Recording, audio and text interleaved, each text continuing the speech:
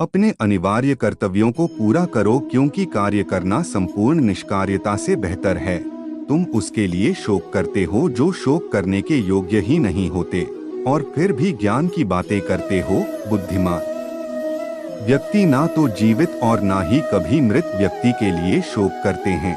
इंसान अपने विचारों से बनता है। जैसा वह सोचता है वैसा ही वह बनता है। कर्म का फल व्यक्ति को ठीक उसी तरह ढूंढ लेता है जैसे कि कोई बछड़ा हजारों गायों के बीच अपनी मां को ढूंढ लेता है। मनुष्य अपने विश्वास से निर्मित होता है। जैसा वो विश्वास करता है वैसा वो बन जाता है। मन की गतिविधियों, होश, श्वास और भावनाओं के माध्यम से भगवान की शक्ति सदा तुम्हारे साथ है और लगातार तुम्हें बस एक साधन की तरह प्रयोग कर सके सभी कार्य कर रही है। मन अशांत है और उसे नियंत्रित करना कठिन है, लेकिन अभ्यास से इसे वश में किया जा सकता है।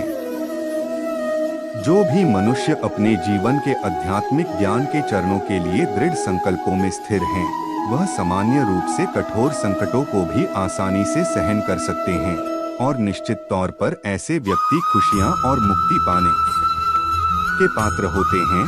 अपना पराया, छोटा बड़ा, मेरा तेरा, ये सब अपने मन से मिटा दो और फिर सब तुम्हारा है और तुम सबके हो। अर्जुन, केवल भाग्यशाली योद्धा ही ऐसा युद्ध लड़ने का अवसर पाते हैं जो स्वर्ग के द्वार के समान है। भगवान या परमात्मा की शांति सिर्फ उनके साथ ही होती है जिसके मन और आत्मा दोनों में एकता हो, जो इच्छा और क्रोध से पूर्ण रूप से मुक्त हो एवं जो अपने अंदर की आत्मा को सही मायने में जनता हो।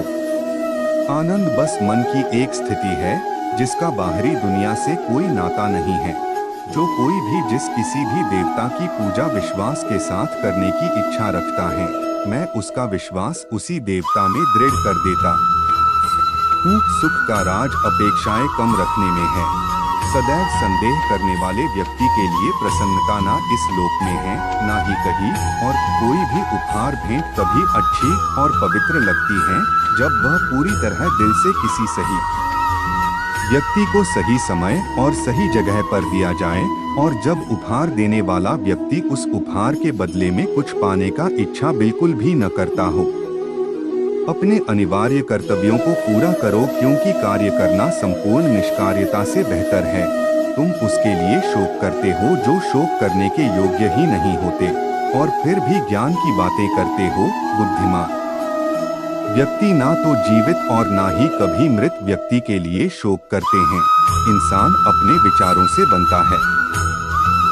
जैसा वह सोचता है वैसा ही वह बनता है। कर्म का फल व्यक्ति को ठीक उसी तरह ढूंढ लेता है जैसे कि कोई बछड़ा हजारों गायों के बीच अपनी मां को ढूंढ लेता है। मनुष्य अपने विश्वास से निर्मित होता है।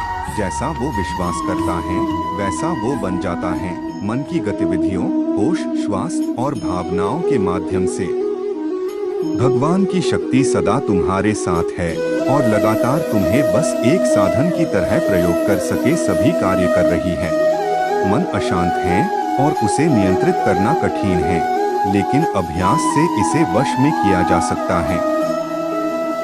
जो भी मनुष्य अपने जीवन के आध्यात्मिक ज्ञान के चरणों के लिए दृढ़ संकल्पों में स्थिर हैं, वह सामान्य रूप से कठोर संकटों को भी आसानी से सहन कर सकते हैं, और निश्चित तौर पर ऐसे व्यक्ति खुशियां और मुक्ति पाने के पात्र होते हैं। अपना पराया, छोटा बड़ा, मेरा तेरा, ये सब अपने मन से मिटा दो और फिर सब तुम्हारा है और तुम सबके हो। अर्जुन, केवल भाग्यशाली योद्धा ही ऐसा युद्ध लड़ने का अवसर पाते हैं जो स्वर्ग के द्वार के समान है। भगवान या परमात्मा की शांति सिर्फ उनके साथ ही होती है जिसके मन और आत्मा दोनों में एकता हो, जो इच्छा और क्रोध से पूर्ण रूप से मुक्त हो एवं जो अपने अंदर की आत्मा को सही मायने में जनता हो।